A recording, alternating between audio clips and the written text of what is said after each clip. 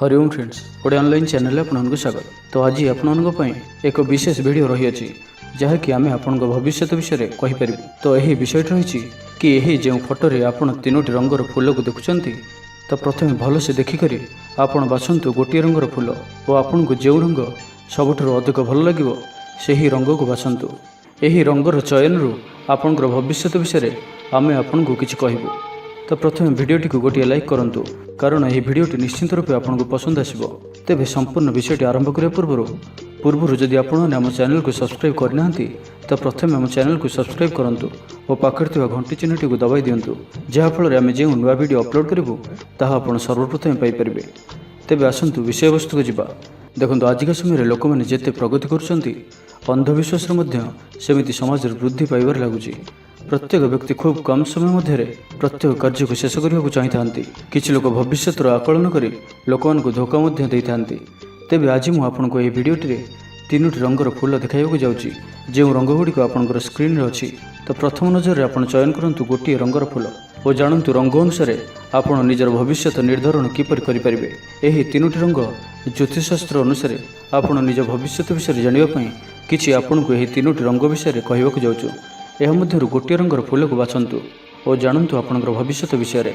आपको 3 सेकेंड दिगला तुरंत बाछंतु गोटे रंगर फूल। प्रथम रही जदि आप प्रथम नजर हलदिया रंगर फूलटी को बाछिंट तो हलदिया रंगर फूल को बाछिଥିବା व्यक्ति आपनकर आगामी जीवन में आपनकर अर्थ समस्या लगी रहिबो। आपण निज रोजगार अधिक टंका खर्च करेंगे। हलदिया रंगटी को पसंद करथिबा लोक लोभी स्वभाव होई नथांती एवं आकाश परी विशाल हृदय एमानकर होइथाय। यही लोक किंतु आर्थिक समस्या कारण से चुप रही था। जो व्यक्ति मैंने प्रथम नजर में नाली रंगर फूलटी को बाछिंट जो लोक मैंने नाली रंगटी को बाछिंट से ही लोक जीवन में नाना प्रकार समस्या लगी रही है। केबे भाग्य एमान सहित रही है तो केबे रही न थाए। नाली रंग होउची लव प्रतीक चिन्ह। लव रोमांस रे थिबा व्यक्ति यही रंग मुख्य अटे। यही रंगर फूलटी को पसंद करथिबा लोके देखा खूब सुंदर होई थांती एवं एमानकर हृदय भी यहीपरि होई थाए। प्रत्येक लोकंकर भावना को गुरुत्व देइथांती अति सहज ही क्या सहित मिशि जाइथांती।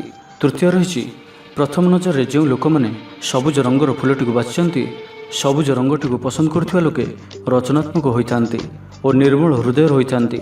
आपण अनेक बड़ समस्या मानकर समाधान अति सहज ही करिपारिथांती एवं एक सुंदर भविष्य विषय चिंता करिथांती। परिवार लोक सम्मान देइथांती किंतु प्रतिबदल रे सही अनुसार भल पाइबा मिल न थाए जहाद्वारा कि आपण अल्प उदास रही थांती। तो फ्रेंड्स आपण माने जानिले आपण भविष्य और आपण व्यक्तित्व विषय किसी आवश्यक कथा।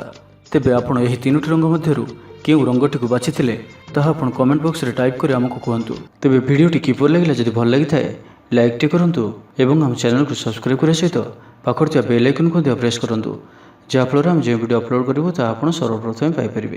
धन्यवाद।